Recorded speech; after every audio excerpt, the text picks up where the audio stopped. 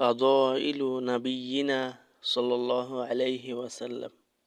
عن أنس رضي الله عنه قال قال رسول الله صلى الله عليه وسلم: آتي باب الجنة يوم القيامة فأستفتح فيقول الخازن: من أنت؟ فأقول: محمد.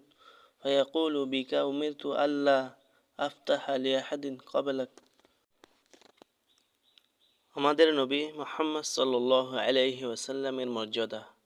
হযরত আনাস রাদিয়াল্লাহু আনহু থেকে বর্ণিত, রাসূলুল্লাহ সাল্লাল্লাহু আলাইহি ওয়াসাল্লাম ইরশাদ করেন, কিয়ামতের দিন আমি বেহেশতের দরজায় এসে দরজা খুলতে বলবো।